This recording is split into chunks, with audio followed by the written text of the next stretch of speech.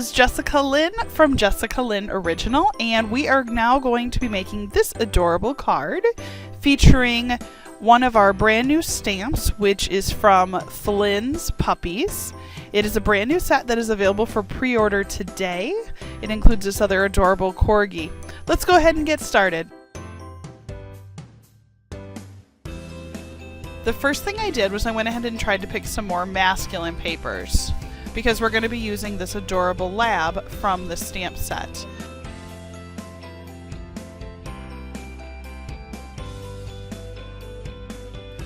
In case you haven't seen the stamp set that we're getting ready to launch right now, it's called Flynn's Puppies. It also comes with this adorable corgi and the pug, as well as the lab. We're going to be using the lab for the card we're going to be creating this time. So the first thing I did was I went ahead and got my papers all organized. I used this paper stock called Warm and Cozy. I've had it for quite a while. When I'm making cards, I really like the 6x6 size because I can go ahead and just make one card and be done. Now if I do swaps, I like the 12x12 paper just because I can usually cut out all of my cardstock using that larger sheet. I like this one because it reminded me a little bit of Chip and Joanna Gaines with their shiplap and all of that. So I went ahead and decided to use that as the bottom or the base of my card. And then I'm going to use that red plaid for the pop of color.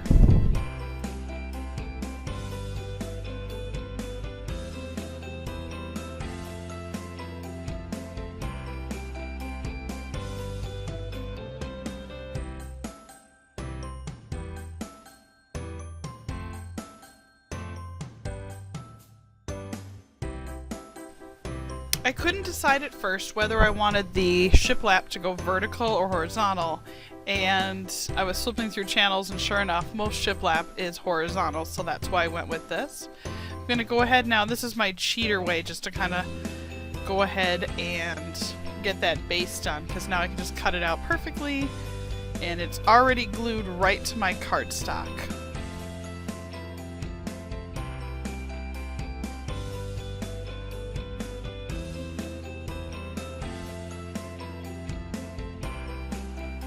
As always, I encourage you to always sign the back of your cards.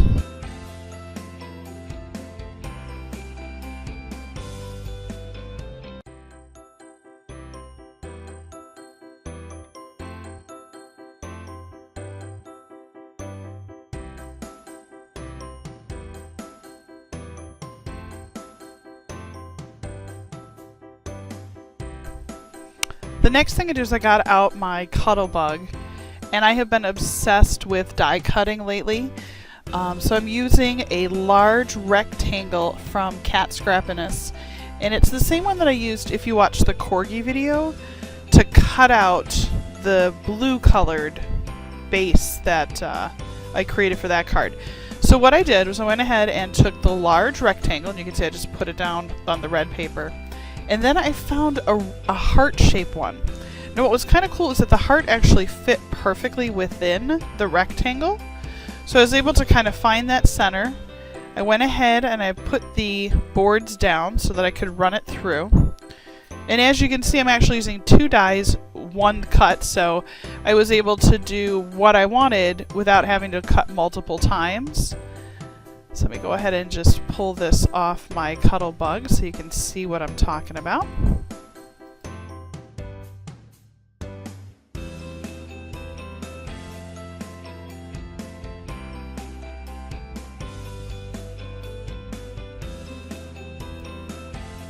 What I really liked about cutting both of them at the same time was that I knew it was lined up exactly how I wanted.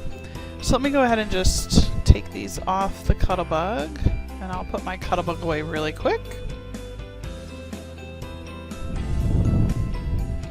Alright, so when we take a look at this, you can see there's my frame and my heart. Now what's kind of nice is it has beautiful crisp heart-shaped lines, very nice. And now I've got this little heart that I can use again for another project. Remember earlier I did tell you I keep all of my scraps so I can use them for another time. Alright, so now we've got the frame, the heart, the extra piece, the two are going to go into my little scrap bin for future.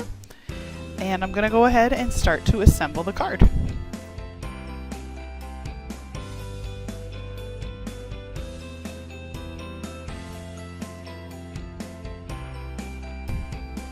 To make sure that the card stayed nice and closed, the shiplap looking paper was very thick, so I went ahead and just used a little piece to just sort of press down and make sure there was a nice crease on that fold. So now you can kind of get an idea of how this is going to look. What I wanted was, you could see the shiplap through it, you could see the nice little plaid. I thought the plaid sort of felt like maybe like a dog bed. That's what it looked like to me. So now what I'm going to do is go ahead and use my favorite foam risers, and I am going to pop up that red plaid.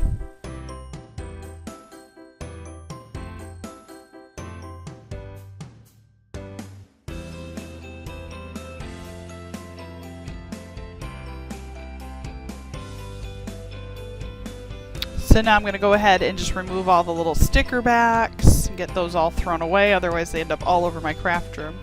And now I'm going to just line it up, make sure it's a nice level, and I'm going to go ahead and push on those foam risers so that it sticks. And look at how cute this looks. So it's got, again, some nice dimension. It's very similar to the card that I made for the corgi, but I wanted to show you that you can punch out different locations throughout the cards to give it a different look, but still sort of live in the same family of cards. So the next thing that I'm going to do, there's my adorable pup. So that's how he's going to kind of fit in there. And I am going to put him on foam risers because I want to have some dimension around him so that he's not just flush or hiding in that little hole.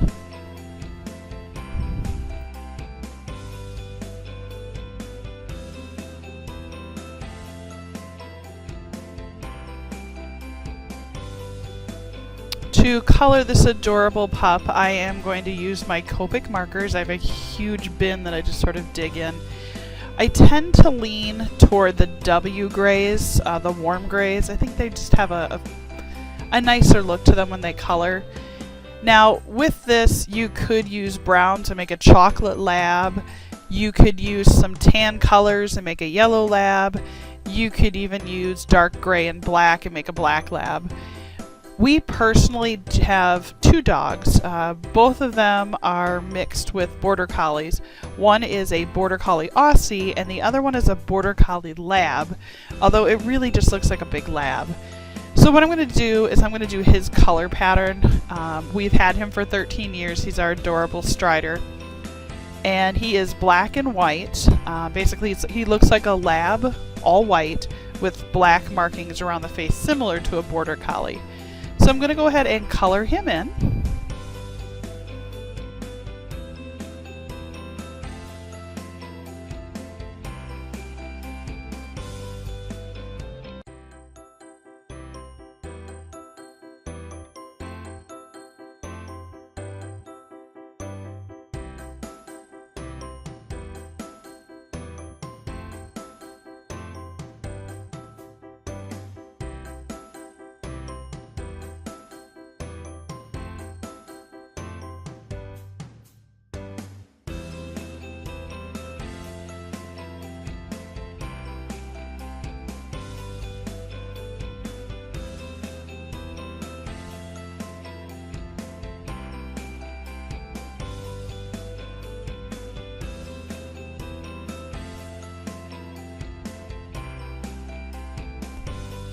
A lot of times when I'm coloring, I'm going to start with the lightest of the grays and build up, because obviously if you start with black, you can't go back. Once you put the darkest tone out there, it's really hard to fix. So I always start with the softest of the grays and then sort of build up my color palette.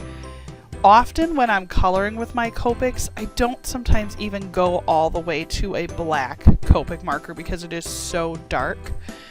So if I was going to do a chocolate lab, for example, I would probably go no farther than a W7, which I would build up the color just like this, because they would almost be, you would understand that he's black, but you wouldn't have to see that he's such a dark shade, because then you would lose all your details. Very similar to a chocolate lab, I probably wouldn't choose a dark chocolate brown color. I would probably build up with more like a sand color just to go ahead so you get the idea of like a yellow lab. And I'll make another card soon with that. I just wanted to start with my buddy. But just know that with the Copics, always start lighter and build up your color, because otherwise you'll lose too much detail in whatever stamp design you're working with.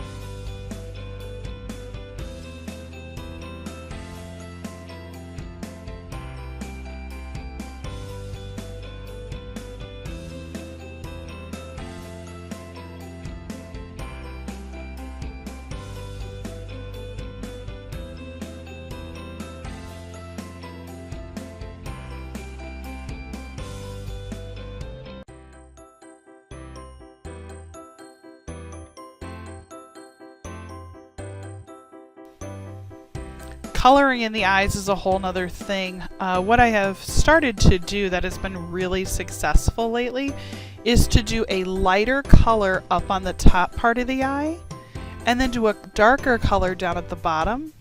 And what I find is it makes the eyes just have a little more three-dimensional color to them. So I'm going to go ahead now that I've used this orangey tan color, and you can see I'm going to just pop in a little darker color. Let me flip my marker over here.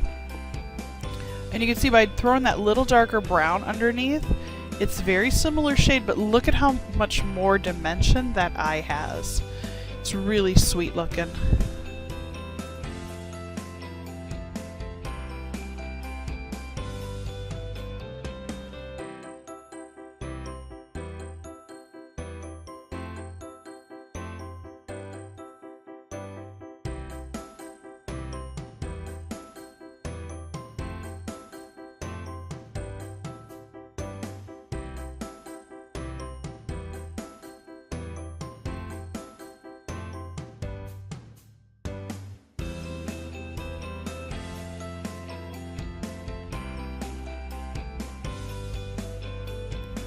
I'm going to go ahead and continue coloring in the toy like a red color here because I thought that'd be so cute. It'll match the little dog bed that I created.